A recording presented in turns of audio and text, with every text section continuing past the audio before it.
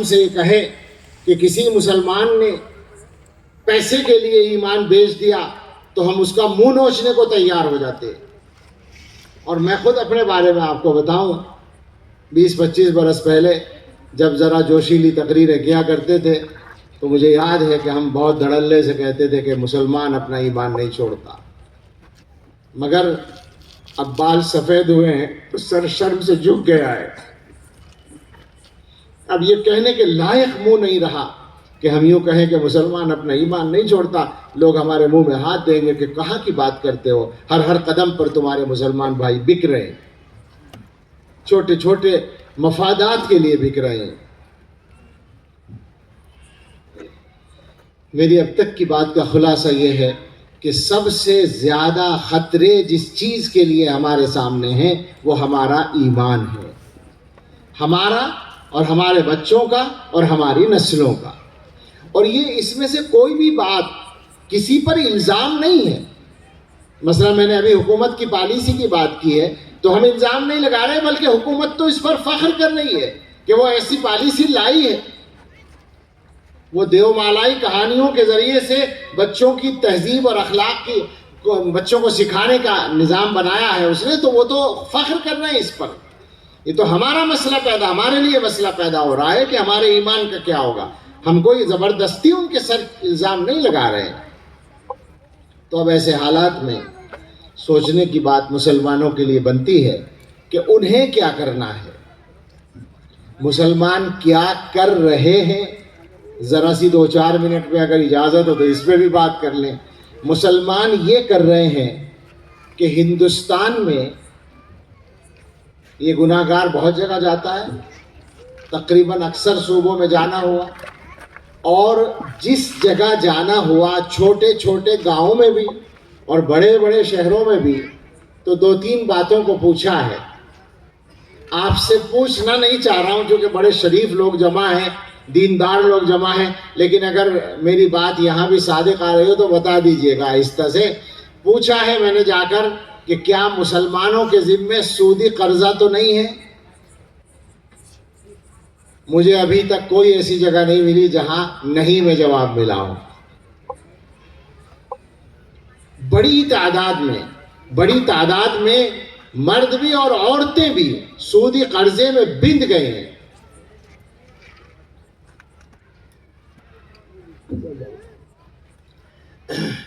یہاں تو نہیں ہے, زیادہ ہے, پیچھے سے آواز آ رہی, زیادہ ہے جناب. یہی جواب ہر جگہ سے ملتا ہے. کونے سے کی بات کر رہا ہوں, یعنی وہ جو ہے لفظ بولتے ہیں نا لوگ کسی بات کو پورے ہندوستان کو بتانے کے لیے کہ کشمیر سے کنیا کماری تک, تو کنیا کماری جو خاص جگہ ہے وہاں تو میں نہیں گیا, لیکن اس کے قریب تک گیا ہوں, ادھر کشمیر تک گیا ہوں, تو بالکل یہی میں کہہ سکتا ہوں کہ کشمیر سے لے کر کنیا کماری تک مجھے کوئی جگہ نہیں ملی جہاں پر مسلمان سودی قرضے کے بوجھ میں دبے ہوئے نہ ہوں. خالص مسلم آبادیاں. میرا جو آبائی وطن ہے بجنور میں, اب تو میں دیوبند میں رہتا ہوں, لیکن بجنور میں میرا جو آبائی وطن ہے وہ ایک قصبہ ہے 40-50 ہزار کی آبادی کا, جہاں کی آبادی بیچ میں پوری آبادی میں کوئی غیر مسلم گھر نہیں ہے, ایک طرف ایک چھوٹا سا محلہ ہے, بس ٹھوس مسلم آبادی ہے, اور کئی ہزار گھروں میں سودی قرضہ جا رہا ہے.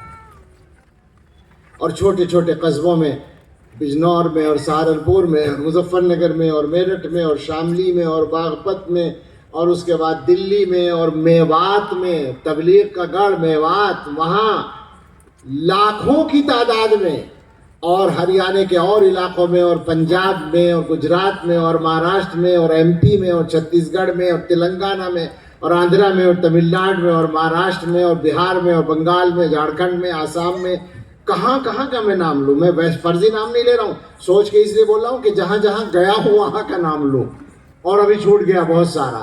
کسی جگہ ابھی تک ایسا نہیں ملا کہ مسلمان سودی قرضے میں پھنسے ہوئے نہ ہوں. دوسرا سوال, نشہ. مسلمانوں کے جوان نشے میں مبتلا نہ ہوں. بعض صوبوں میں یہ صورتحال ہے کہ ایک چھوٹا سا گاؤں ہے, مجھے بتایا یہ مسلمانوں کا گاؤں ہے, اور یہاں مرد مسلمان بھی اور عورتیں بھی نشہ بھی کرتے ہیں, نشہ بیچتے بھی ہیں اس میں, اور پورے صوبے میں نشے میں دوسرے نمبر پر ہے, نشے کی تجارت میں. پورے ہندوستان کا جو جائزہ ہے وہ یہ ہے کہ مسلمانوں میں آبادی کے اعتبار سے غیروں سے زیادہ نشہ ہے اس وقت. اور کیا کیا گناہوں کا ذکر کرنا زیادہ اچھا نہیں لگتا, لیکن بہرحال وہ ساری چیزیں موجود ہیں. اور اس کے علاوہ مسلمانوں کا جو حال ہے, میں کبھی کبھی کہہ دیتا ہوں, ڈرتے ڈرتے کہتا ہوں مگر سچائی کہنے میں حرج نہیں, جانوں کو خطرے, مال کو خطرے, عزت و آبرو کو خطرے, ایمان کو خطرے. معلوم ہے نا, سب کو تسلیم ہے, حالات ایسے ہی ہیں, مگر شادیاں نوابی انداز سے ہی ہوں گی. آپ کے یہاں تو نہیں ہوتی, سادگی سے ہوتی ہوں گی. جہاں چلے جائیے لاکھوں لاکھ روپے کرائے کے تو پنڈال لیتے ہیں, وہ کیا کہتے ہیں اس کو, وینکٹ ہال, شادی ہال لیتے ہیں, شادی محل کہا جاتا ہے. ساری شان دکھانے کا موقع مسلمانوں کے پاس ایک شادی رہ جاتی ہے. میں پوچھتا ہوں شان ہے کیا تمہاری بھائی؟ یہ جو میں استقبال کو منع کرتا ہوں, بہت جگہ اس کا واسطہ پڑتا ہے. مولانا زکریا صاحب نے اپنی محبت سے استقبال کیا اور وہ پھول بھی ڈالے جا رہے ہیں اور لوگ کھڑے ہیں دونوں طرف. مجھے بہت, یعنی میں کوئی اتنا بڑھیا آدمی نہیں ہوں کہ بڑی تواضع ہے صاحب میری طبیعت میں, مگر میں سوچتا ہوں کہ ہماری عزت ہے کیا جو استقبال کیا جا رہا ہے. ذاتی طور پر تو خیر ہم بہت بڑے گناہگار ہیں ہی, لیکن کل ملا کر بھی ہم سارے مسلمان مل کر کیا حیثیت رکھتے ہیں دنیا میں؟ کس کو دکھا رہے ہیں ہم اپنی شان؟ کس پہ فرق پڑتا ہے ہماری شان سے؟ یعنی اگر ہماری شادی 1 کروڑ کی ہو رہی ہے تو کسی کے سر میں کیا درد ہو رہا ہے, کسی کو کیا پریشانی ہو رہی ہے اس سے, کون سا حق کا بول بالا ہو رہا ہے؟ سوچیں ذرا اس بات کو. ہمیں تو وہ راستہ ملا تھا کہ جس میں ہمارے آقا صلی اللہ تعالی علیہ وسلم کے گھر میں 1 مہینہ چولہا نہیں جلتا تھا, اور دنیا کے بادشاہ ان کے نام سے ڈرتے تھے, کانپتے تھے. اور یہ تو حضرت محمد صلی اللہ علیہ وسلم کی بات ہے اور ان کے صحابہ کی بات ہے. حال یہ تھا جس کو شان کہتے ہیں. حقیقت میں جو شان ہوتی ہے کہ عمر فاروق رضی اللہ تعالیٰ عنہ نے بیت المقدس کو فتح کرنے کے لیے سفر کیا تھا. بیت المقدس فتح ہو گیا تھا, معاہدہ لکھنے کے لیے سفر کیا تھا, اور ان کے کرتے میں 12 پیوند لگے ہوئے تھے, اور ان کے پاس ان کوئی قافلہ لے کر نہیں گئے تھے, ایک غلام کو ساتھ لے کے گئے تھے, اور ایک ہی سواری کا اونٹ تھا, کبھی وہ سوار ہوتا کبھی وہ سوار ہوتے. وہ پورا قصہ آپ جانتے ہیں. اس عمر فاروق کا جس کے کرتے میں 12 پیوند ہیں, آج غریب سے غریب آدمی کے کرتا پھٹا پیوند والا نہیں ملے گا. وہ عالم اسلام کا سب سے بڑا آدمی, اور وہ دنیا کا سب سے بڑا آدمی تھا اس زمانے میں, سب سے طاقتور انسان تھا. 12 پیوند کرتے میں لگے ہیں سواری کے لیے, 2 آدمیوں کے پاس 1 اونٹ ہے, اور دنیا کے بادشاہ کانپ رہے ہیں کہ عمر فاروق نے مدینے سے قدم نکالا ہے, پتہ نہیں کہاں ان کا قدم جائے اور کیا ان کا اقدام ہو. اور یہ تو صحابہ کی بات ہے, ان کی باتیں بہت بڑی ہیں. 1000 برس گزرنے کے بعد ترکی کے بادشاہوں میں ایک بادشاہ کا نام ہے تاریخ میں, سلیمان اعظم قانونی. اس کے زمانے کے حالات میں لکھا ہے کہ اس دور میں حالت یہ تھی کہ اگر کوئی مسلمان عیسائیوں کے کسی گاؤں میں کسی رات کو مہمان ہوتا تھا تو اس رات اس گاؤں کے گرجا گھر میں گھنٹہ نہیں بجتا تھا اس مسلمان کے احترام میں. آج کیا صورتحال ہے؟ ساری دنیا کے مسلمان کسی ایک مسئلے پر متفق ہو کر مطالبہ کریں, پورا کرا کے دکھا دیں. تجربے ہو چکے ہیں نا. قرآن کی توہین کرنے والے آدمی کو ساری دنیا کے مسلمانوں نے چاہا کہ پکڑا جائے, سزا دی جائے. نبی اکرم صلی اللہ تعالی علیہ وسلم کی شان میں گستاخی کرنے والوں کو ساری دنیا کا ہر مسلمان دل سے چاہتا ہے, اور حکومتیں بھی احتجاج کرتی ہے. ہوتے ہیں کامیاب. ایک گھٹیا سے, ادنا سے, کمزور سے, بیکار سے انسان کو گرفتار کرانے میں بھی کامیاب ہوتے ہیں. وَلَكِنَّكُمْ غُسَاءٌ كَغُسَاءِ السَّيْلِ, وہی چل رہا ہے.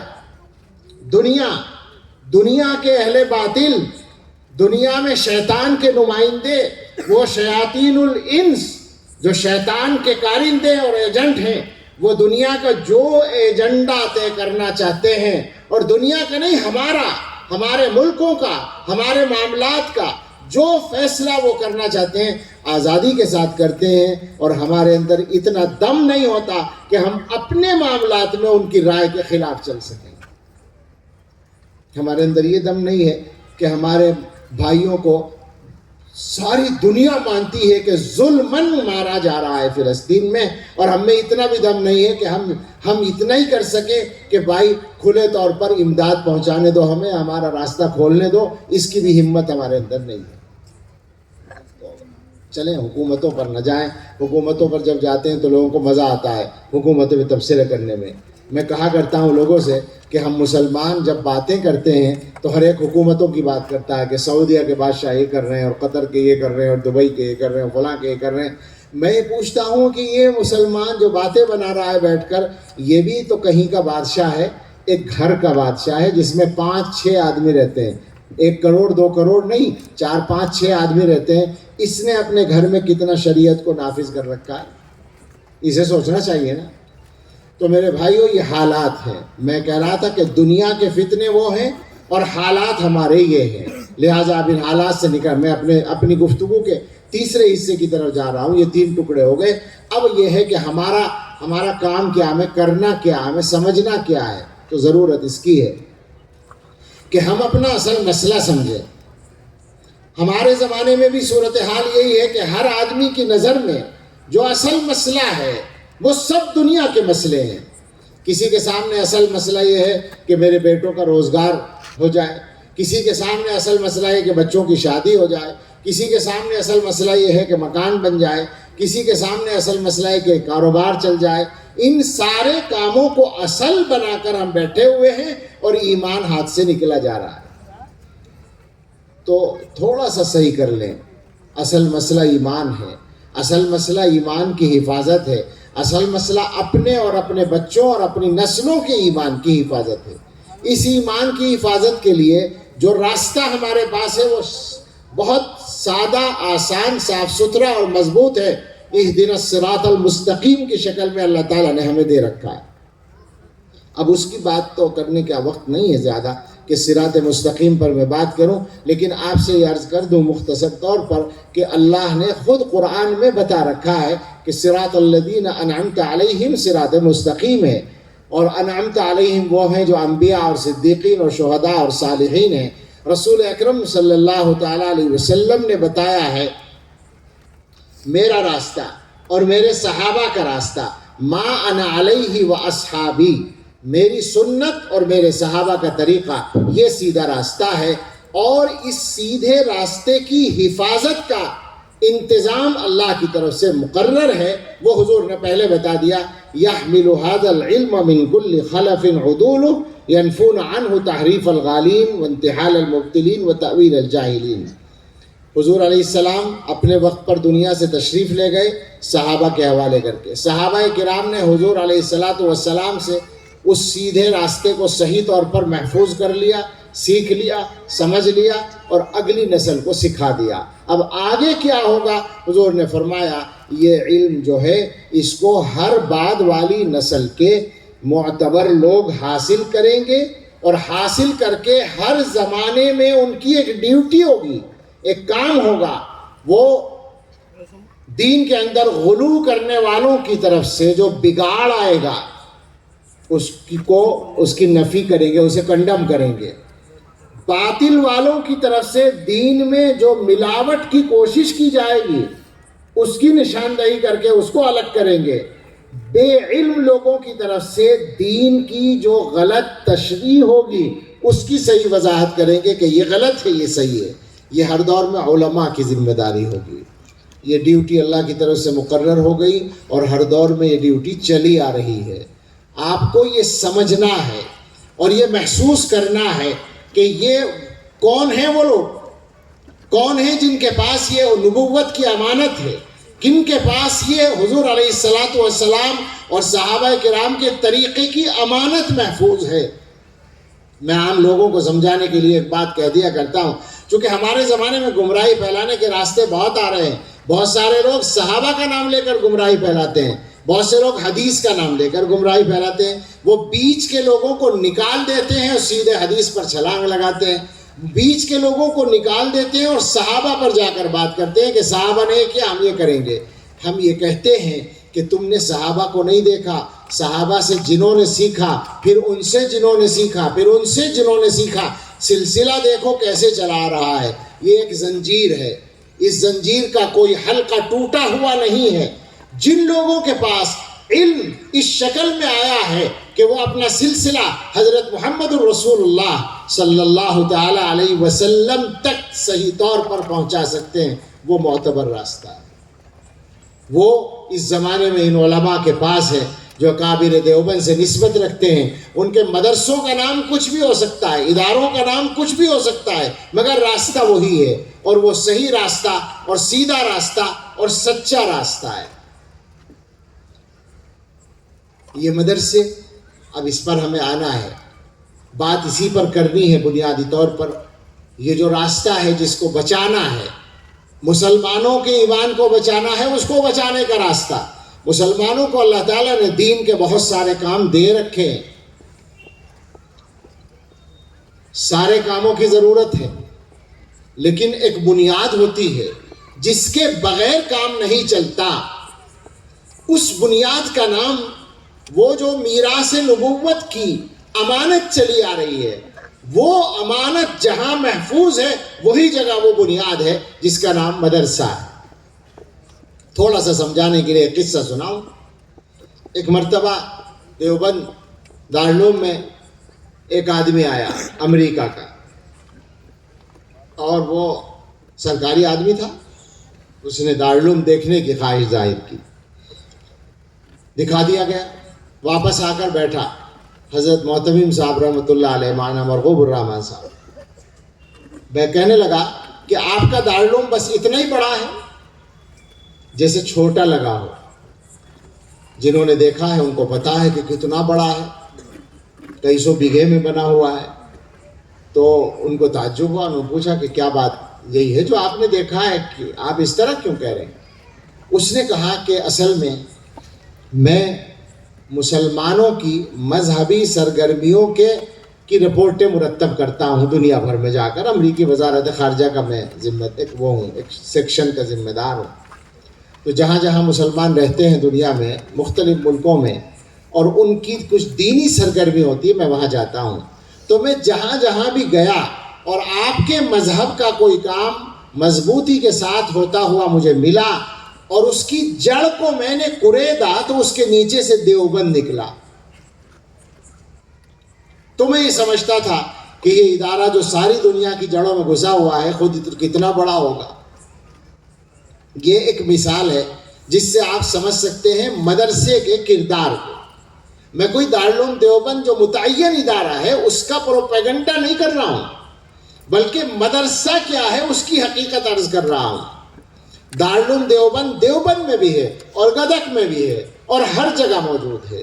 یہ وہ سارے ادارے جو اس نہج پر کام کر رہے ہیں یہ سب دیوبند ہیں. اور ان کا کردار کیا ہے, اور انہوں نے کیا کردار ادا کیا ہے, ایک چھوٹا سا جائزہ تجزیہ. پہلی بار میں حاضر ہوا ہوں, کچھ باتیں پہنچانا ضروری ہے. ہماری تاریخ میں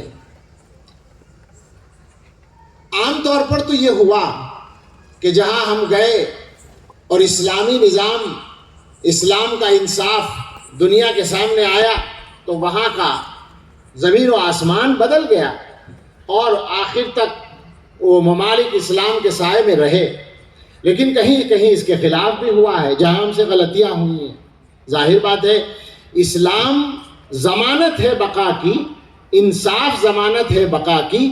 جب وہ اس پر ہم مضبوط نہیں رہیں گے تو پھر ہمارا باقی رہنا بھی مشکل ہوگا. تو دنیا ہماری امت کی تاریخ میں 2 ملک ایسے ہیں جہاں خاص طور سے ہمارے ہاتھوں سے مکمل طور پر حکومت کا نظام چھینا گیا ہے.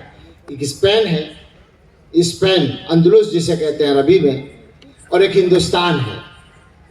ان دونوں ملکوں کی تاریخ میں ملتی جلتی کچھ باتیں ہیں. 600-700-800 سال وہاں بھی حکومت ہوئی اور یہاں بھی. وہاں بھی کبھی سارا ملک ایک ساتھ رہا اور کبھی چھوٹے چھوٹے ٹکڑوں میں تقسیم رہا. یہاں بھی ایسا ہی ہوا.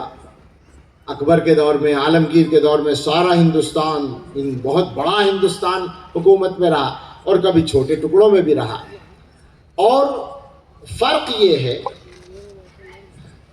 کہ اسپین میں علمی اور کیا کہتے ہیں فنون کی ترقی جس کو کہا جاتا ہے، بلکہ فوجی اور سیاسی طاقت کے اعتبار سے بھی چھوٹا سا ملک ہونے کے باوجود ہمارا دبدبا ایک زمانے میں زیادہ رہا. اسپین کے جو اندلس کے بادشاہ تھے، ہمارے مسلم بادشاہ، ان کے دربار میں یورپ کے حکمرانوں کے جھگڑوں کے فیصلے ہوتے تھے. یہ طاقت تھی. ہندوستان میں یہ طاقت نہیں رہی کبھی، حالانکہ یہ بڑا تھا. اس کے بعد وہاں بھی ہم سے حکومت عیسائیوں نے لی، یہاں بھی ہم سے حکومت عیسائیوں نے لی. سمجھ رہے ہیں نا آپ بات؟ اسپین میں بھی جو ہم سے چھیننے والے تھے وہ عیسائی تھے، اور یہاں بھی. لیکن عجیب بات یہ ہے کہ اسپین میں ہم سے جس نے حکومت لی تھی وہ ایک چھوٹی سی علاقائی طاقت تھی. پڑوس کا ایک بادشاہ تھا، اور اس کی بیوی جو تھی اس کو اپنے باپ کی طرف سے ایک ریاست ملی ہوئی تھی. تو گویا چھوٹے چھوٹے 2 ریاستوں کے ذمہ دار تھے، شوہر بیوی. انہوں نے ہم سے اسپین کی حکومت، غرناطہ کی حکومت چھینی تھی ایک علاقائی طاقت نے. اور ہندوستان میں جو ہم سے حکومت لی وہ کس نے لی؟ برطانیہ عظمیٰ، جس کی سلطنت میں سورج غروب نہیں ہوتا تھا. یعنی وہ دنیا کی اس وقت نمبر 1 کی طاقت تھی. دنیا کے بے شمار ملک اس کے قبضے میں تھے. پھر ایک اور بات، دنیا میں مدد کرنے کے لیے اگر مسلم ممالک میں سے کوئی آ سکتا تھا تو ہندوستان میں جب حالات آئے تو بھی، اور اسپین میں حالات آئے تو بھی، ایک ہی طاقت تھی، اور وہ تھی ترکی خلافت، عثمانی سلطنت. اور جب اسپین میں حالات آئے تھے تو عثمانی سلطنت اپنی جوانی کے زمانے میں تھی، شباب تھا اس کا، اور اس کا بحری بیڑا دنیا کا نمبر 1 کا بیڑا تھا. اور ہمارا جب نمبر آیا 19ویں صدی میں تو عثمانی سلطنت کا بڑھاپا تھا، کمزوری کا عالم تھا. اب آپ ساری باتوں کو دوبارہ سوچیں کہ اسپین میں ہماری طاقت زیادہ مضبوط رہی اور حکومت چھیننے والی طاقت چھوٹی تھی. ہندوستان میں ہماری طاقت اتنی مضبوط نہیں تھی اور حکومت لینے والی طاقت بڑی تھی. مدد کرنے والے اس وقت طاقتور تھے، ہمارے نمبر پر آ کر کمزور تھے. ہونا کیا چاہیے تھا؟ ہونا کیا چاہیے تھا کہ اسپین میں ہم زندہ رہتے اور ہندوستان میں ختم ہو جاتے. یہی ہونا چاہیے تھا نا اسباب کے اعتبار سے. میری بات سمجھ نہیں آپ؟ لیکن ہوا کیا ہے؟ الٹا ہوا ہے. اسپین میں ہم ختم ہوئے اور ہندوستان میں صرف زندہ نہیں ہے، پوری طرح زندہ ہے الحمدللہ. ہمارے یہ جو چہرے نظر آ رہے ہیں، یہ داڑھیاں، یہ ٹوپیاں، یہ ایمان کے ادارے، الحمدللہ ہم ہیں، اور اللہ کے بھروسے پر کہہ سکتے ہیں کہ قیامت تک رہیں گے انشاءاللہ. ہمیں کوئی تاریخ کا تجزیہ کرنے والا بتائے کہ اسپین کی تقدیر میں اور ہندوستان کی تقدیر میں فرق کیوں ہوا. ایک جواب ہمارا ہے، اگر یہ غلط ہو تو بتایا جائے. ہمارا جواب سیدھا سیدھا یہ ہے کہ اسپین میں دارالعلوم دیوبند نہیں بنا، مدرسے نہیں بنے. ہندوستان میں یہ کام ہوا، لہٰذا ہندوستان میں مسلمان بچ گئے، وہاں ختم ہو گئے. کوئی تعصب کی بات نہیں ہے، سچائی ہے تاریخ کی. اسپین میں یہ تو اللہ تعالیٰ کی حکمتیں ہوتی ہیں، کیا ہونا ہے، کہاں ہونا ہے، اسباب اسی طرح بن جاتے ہیں. اسپین میں دینی تعلیم کا کوئی تسلسل قائم نہیں ہو سکا. ہندوستان میں قائم ہو گیا اور زیادہ مستحکم طریقے پر ہو گیا. ایک مثال بیچ میں اور یاد کر لیں، ابھی تازہ 20ویں صدی کے اندر جو ہوا تھا، روس کے علاقوں میں انقلاب آیا 1917 میں، کمیونسٹ انقلاب، اور وہ 1991 تک پوری اپنی طاقت اور جبروت اور مضبوطی اور پکڑ کے ساتھ اور جکڑ کے ساتھ قائم رہا. اور اس زمانے میں وہاں اللہ کا نام لینا جرم، اذان پڑھنا جرم، نماز پڑھنا جرم، قرآن پڑھنا جرم، عربی کی کتاب رکھنا جرم، سب کچھ ہو گیا. لیکن جب 1991 میں سوویت یونین ختم ہوا اور وہ ممالک آزاد ہوئے اور ان کی مردم شماری سامنے آئی تو ازبکستان اور قزاقستان اور کرغیزستان اور ترکمانستان اور فلاں فلاں جو ممالک نکل کے آئے تو کہیں 99%، کہیں 95%، کہیں 96% مسلمان. کیسے؟ صرف اس وجہ سے کہ انہوں نے دین کی تعلیم چپکے ہی صحیح جاری رکھی. وہاں کی تفصیلات مجھے معلوم ہیں. ہمارے حضرت کا وہاں سفر ہوا. حضرت ہمارے شیخ حضرت مولانا پیر ذوالفقار احمد صاحب نقشبندی دامت برکاتہم، انہوں نے وہاں عجیب تجربہ کیا. آپ نے پڑھا ہوگا، بعض لوگوں نے، لوگ لائے حافظوں کو کہ ان سے قرآن سنیے، پکا یاد. انہی حافظوں کو بٹھا کر کہا، قرآن سامنے رکھ کر حضرت سے کہا کہ حضرت ان سے قرآن میں دیکھ کر سنیے. کہا حافظ ہیں، یاد ہے تو دیکھ کر کیوں سنیں؟ تو بتایا نہیں، پوچھئے ان سے. تو ان کو نہیں آتا، دیکھ کر پڑھنا نہیں آتا. یہ کیا قصہ ہے؟ انہوں نے کہا کہ جی دیکھ کر پڑھانے کا تو کوئی امکان ہی نہیں تھا، موقع ہی نہیں تھا. قرآن سامنے رکھ کے تو پڑھا ہی نہیں سکتے تھے. اس طرح پڑھاتے تھے کہ استاذ زبان سے ایک لفظ بولتا تھا اور وہ یاد کرا دیتا تھا طالب علم کو، پھر دوسرا، پھر تیسرا. اس طرح پورا قرآن زبانی یاد کرایا جاتا تھا، قرآن سامنے نہیں ہوتا. طرح طرح سے ان لوگوں نے کام کیا. تو وہاں دین کی تعلیم کا تسلسل جاری رہا، لہٰذا ایمان محفوظ رہا. یہاں پر اللہ تعالیٰ کی توفیق سے یہ نظام زیادہ مضبوط طریقے پر قائم ہوا مدرسوں کی شکل میں. اور حجت الاسلام حضرت نانوتوی رحمۃ اللہ علیہ نے جو نہج طے کیا کہ مدرسوں کو عام مسلمانوں کے چندوں سے چلانا ہے، اس کی برکت سے اللہ تعالیٰ نے بہت کچھ اس میں خیر پیدا فرما دی. اس وقت سے نظام چل رہا ہے. ٹھیک ہے، آج کل کے حالات میں کچھ تبدیلیوں کی ممکن ہے، ضرورت ہو، لیکن بنیادی طور پر وہ نظام اسی طرح چل رہا ہے اور چل سکے گا انشاءاللہ، امید ہے. ایک مرتبہ دیوبند ہی میں وہ پھر امریکہ ہی کہا، چونکہ امریکہ والوں کو تو ہر جگہ ٹانگ اڑانے کا حق ہوتا ہے نا، تو وہ آتے رہتے ہیں. تو آیا ایک مرتبہ وہاں کا ایک افسر، وہ بھی وزارت خارجہ کا تھا اور وہ عربی بولنے والا تھا. تو اس سے ہماری بات ہوئی، اساتذہ کی بات ہوئی. مجھ سے اس نے پوچھا کہ ہندوستان میں کتنے مدرسے ہیں؟ میں نے کہا کہ مجھے نہیں معلوم، میرے پاس کوئی سروے نہیں ہے جس میں تعداد بتا سکے، لیکن لاکھوں ہیں، چھوٹے بڑے ملا کر، عربی تعلیم کے بھی اور مکتبوں کو اگر ملا لیں تو لاکھوں ہیں. اس نے کہا کہ ان مدرسوں کا خرچ کتنا ہوگا؟ میں نے کہا جب تعداد نہیں معلوم تو خرچ کہاں سے بتاؤں؟ اس نے کہا دارالعلوم دیوبند کا خرچ کتنا ہے؟ وہ میں نے بتا دیا. اور میں نے کہا کہ دارالعلوم کا جو خرچ ہے یہ سب سے بڑا ہے. اس کے بعد دارالعلوم سے کم خرچ والے کئی ادارے ہیں جن کا کروڑوں کا بجٹ ہے، اور لاکھوں کے بجٹ والے بہت سارے ہیں.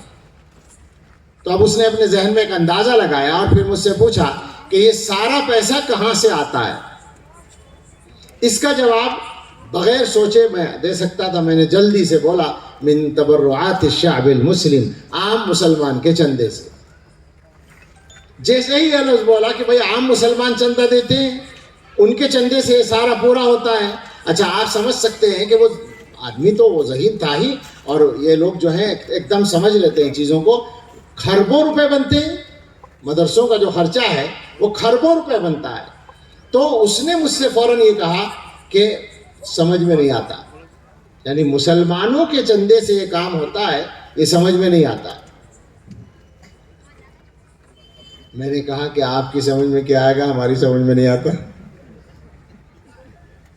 سمجھ میں آنے والی بات ہی نہیں ہے.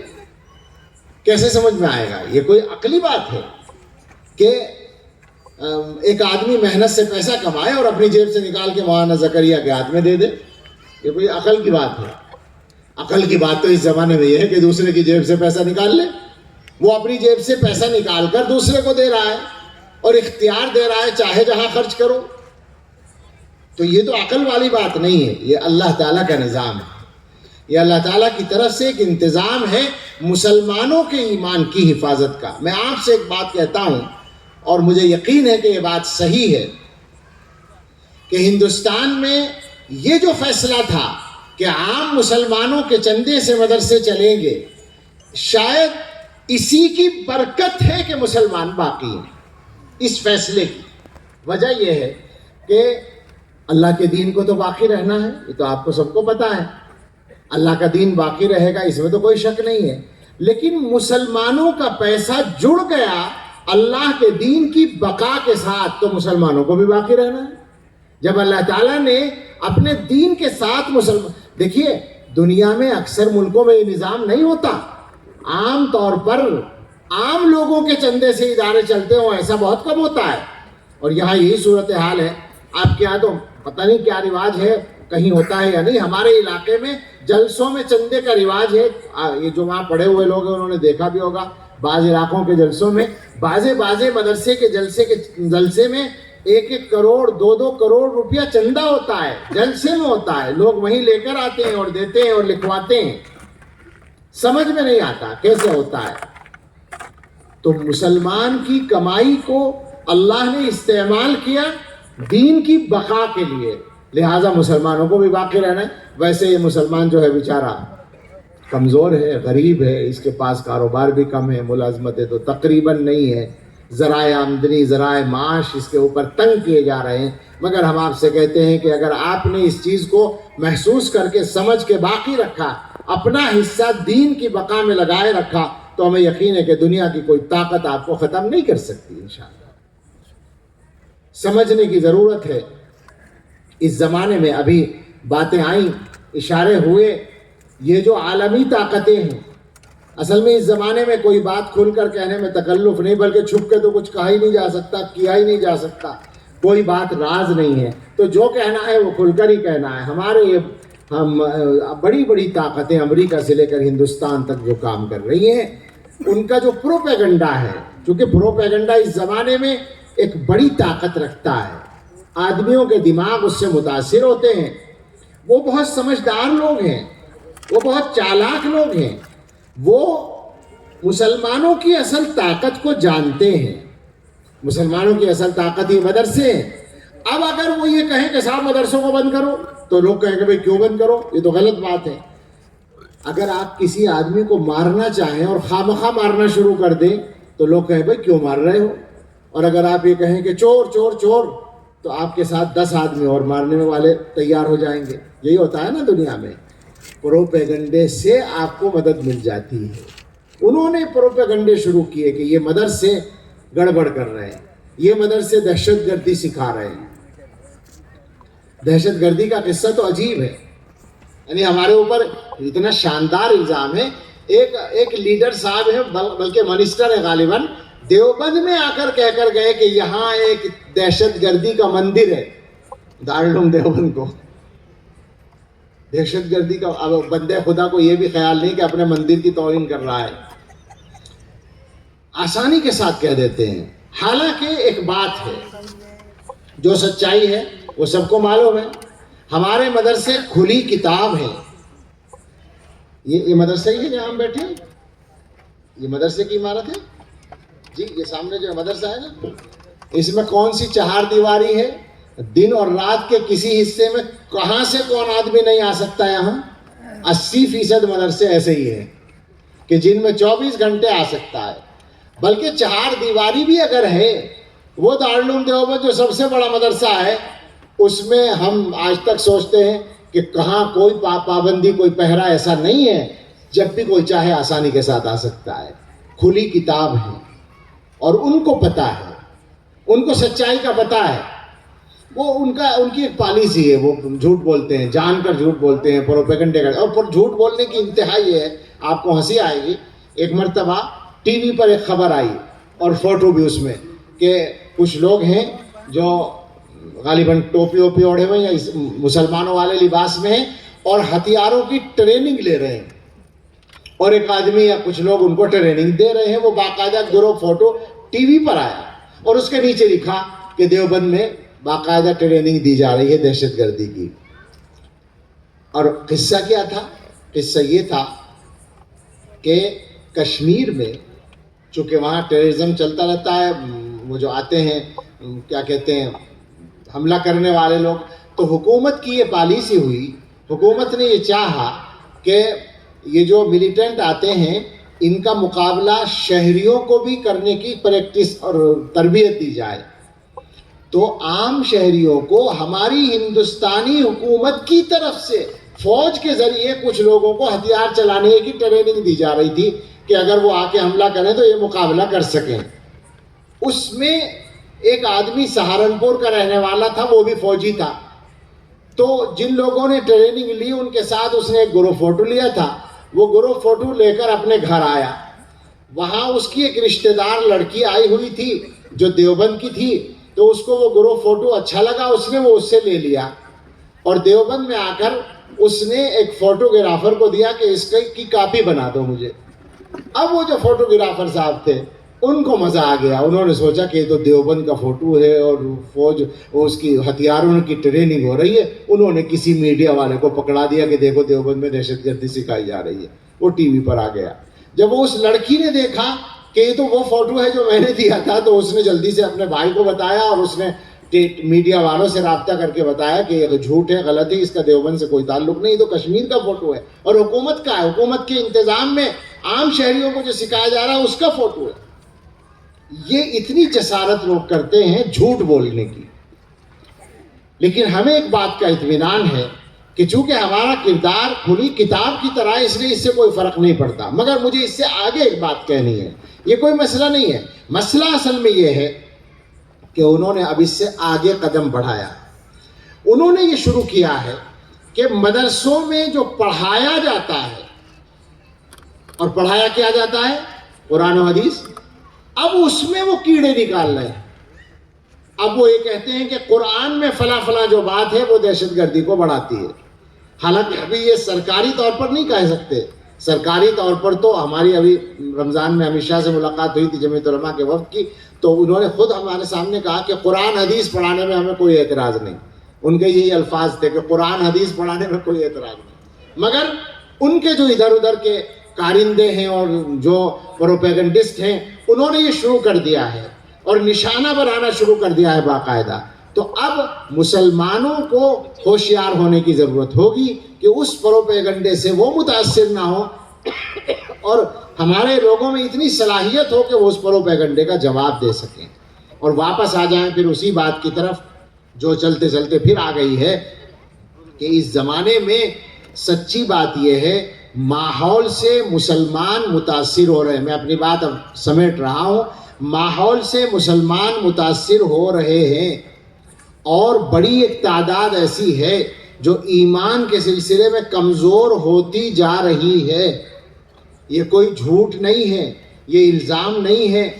آسانی کے ساتھ یہ جو قصے ہوتے ہیں نا بچیوں کے, لڑکیاں غیر مسلموں کے ساتھ جو جاتی ہیں, تو بہت جگہوں پر یہ ہوا ہے کہ کسی لڑکی کو دیکھ لیا کسی جاننے والے نے غیر مسلم لڑکے کے ساتھ اور اس کے ماں باپ کو بتایا کہ آپ کی بیٹی وہاں ہے. تو ماں باپ نے کہا کہ تمہیں کیا پریشانی ہے, بھئی اس کا ساتھی ہے اس کے ساتھ جا رہی ہے, اس میں کیا پریشانی ہے. یہ سچے واقعات بہت سی جگہ کے ہمارے علم میں ہیں. یعنی ایمان کی کمزوری یہاں تک پہنچ گئی ہے اور بچوں کا غلط رخ پہ جانا یا فکری اعتبار سے عقیدے کے اعتبار سے گمراہ ہونا, یہ تو کوئی بات ہی نہیں رہی ان لوگوں کی نظر میں. بلکہ یہ مجمع جو بیٹھا ہے یہ تو دیندار لوگوں کا مجمع ہے. آپ اگر گہرائی سے جا کر جائزہ لیں گے, اور گہرائی سے جائزہ لینے کا موقع ملتا ہے یا تو علماء کو اور یا جماعت کے لوگوں کو, دعوت و تبلیغ والوں کو, تو ان سے آپ پوچھ سکتے ہیں کہ حالات کیا ہیں. یعنی میں ڈرتا ہوں یہ لفظ کہتا ہوا, مگر کیا کریں, کوئی بھی بات کہے بغیر پہنچتی نہیں ہے اور پہنچائے بغیر کام نہیں چلتا ہے. ایمان بہت سارے لوگوں کا خطرے میں ہے. کوئی لالچ یا بڑا دباؤ بہت سارے لوگوں کو ایمان سے محروم کر سکتا ہے. اس کا خطرہ کھڑا ہوا ہے, ہندوستان میں کھڑا ہوا ہے, اور یہ ہم سب کے لیے تشویش کی بات ہے. مشکل مرحلہ ہے ہمارے حصے میں, ہم کمزوروں کے حصے میں نازک وقت آیا ہے, مشکل تقاضے آئے ہیں, نازک حالات آئے ہیں. لہٰذا ہمیں سب کو بہت زیادہ سوچ سمجھ کر کام کرنے کی ضرورت ہے.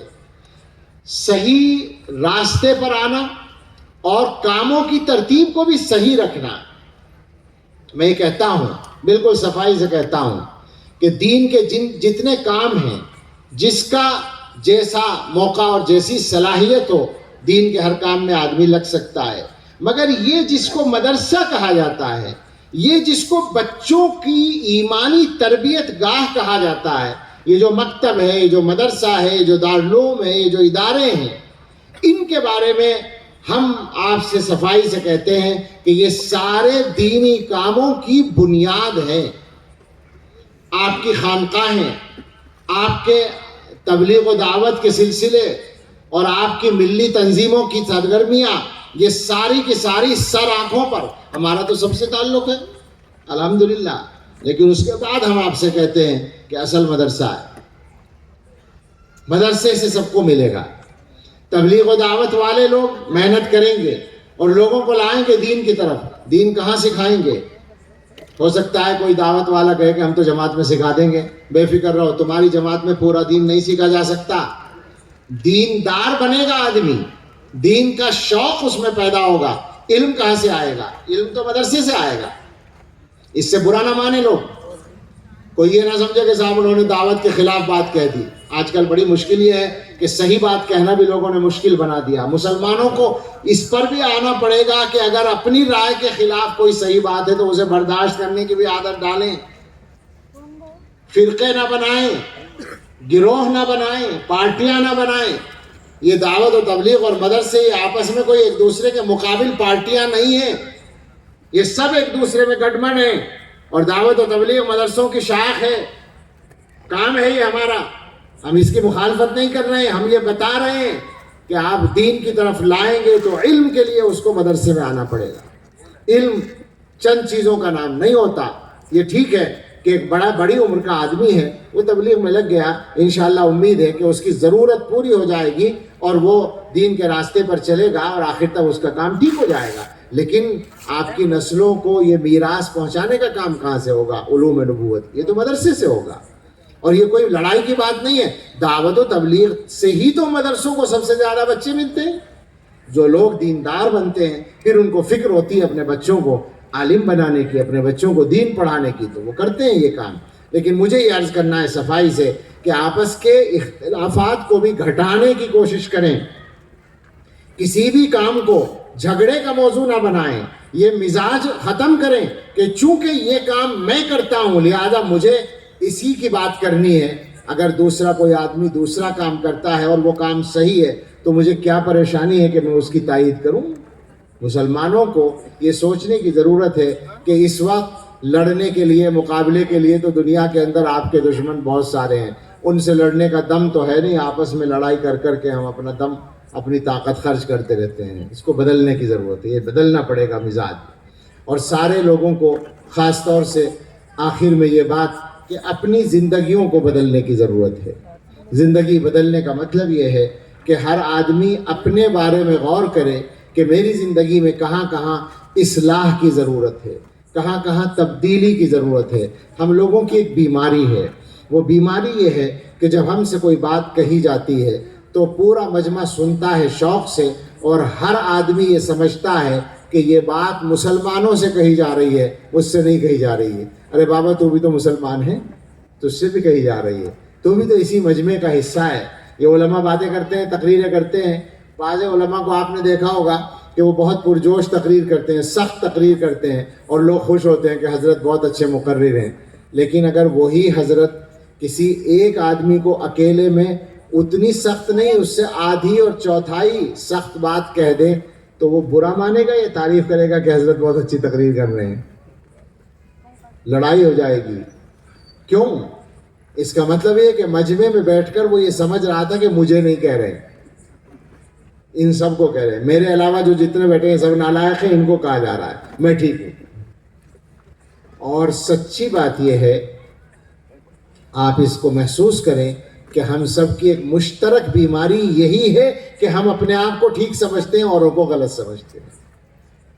ہماری سب کی مشترک بیماری۔ اسی لیے جب ہم سے بات کی جاتی ہے، میں بار بار یہ بات کہنے لگا ہوں کہ باتیں کرنے میں ہم سب بہت اچھے لوگ ہیں۔ کسی سے بات کر کے دیکھ لیجئے، پڑھا لکھا ہو یا جاہل ہو، دیندار ہو یا بے دین ہو، چھوٹا ہو یا بڑا ہو، کوئی بھی کسی بھی لائن کا آدمی ہو، باتیں کرنے سے اندازہ ہوگا کہ اس سے زیادہ اصول پسند تو آدمی ہو ہی نہیں سکتا، اس سے زیادہ صحیح کام کرنے والا تو ہو ہی نہیں سکتا۔ باتوں میں ہم سب پکے مسلمان ہیں، ضرورت ہے کہ عمل میں بھی ہو جائے۔ ہر آدمی اپنے آپ کو اچھا سمجھے بیٹھا ہے۔ ایک پہچان، ایک ٹیسٹ، یوں غور کریں، اگر ابھی اللہ کا موت کا پیغام لے کر فرشتہ آ جائے تو کیا یقین ہے کہ جیسے حالات چل رہے ہیں ہمارے عملی سیدھے سیدھے جنت میں جانے کا کام ہو جائے گا؟ سوچ لیں اس کو، اور اگر نہیں ہے ایسا تو پھر بدلنے کی ضرورت ہے۔ اور بدلنا کب ہے؟ فوراً، اس لیے کہ کب آنے والی ہے موت یہ پتہ نہیں ہے۔ میں بعض جگہ لوگوں سے بات کرتے ہوئے کہتا ہوں کہ بھائی بدلنا ہے یہ تو مانتے ہو کہ ہاں جی مانتے ہیں، بدلنا، حالات اچھے نہیں، بدلنا پڑے گا، تو میں پوچھتا ہوں کب بدلو گے؟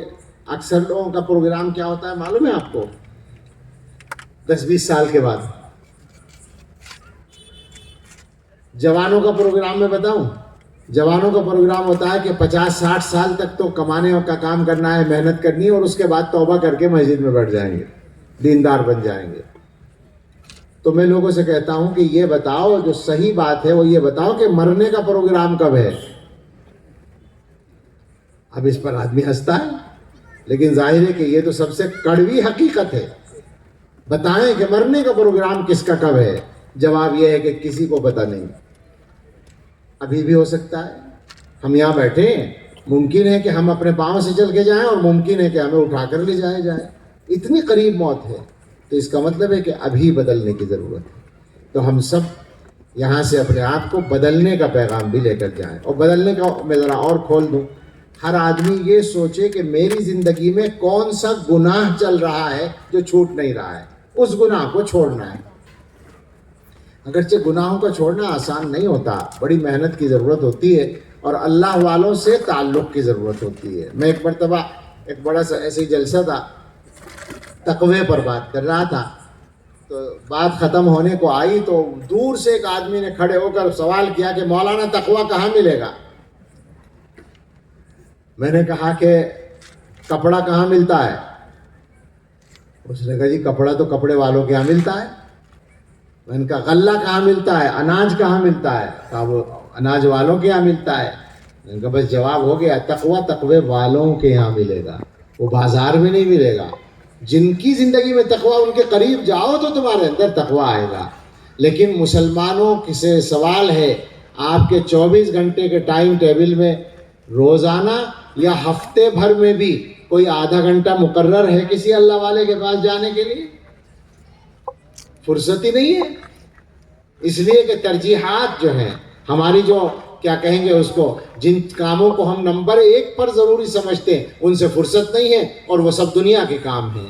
آخرت کی فکر، اپنی اصلاح کی فکر، اپنے آپ کو بدلنے کی فکر، یہ تو ہمارے ایجنڈے کا حصہ ہی نہیں ہے، ہمارے ٹائم ٹیبل میں اس کی کوئی جگہ ہی نہیں ہے، تو کیسے بدلیں گے؟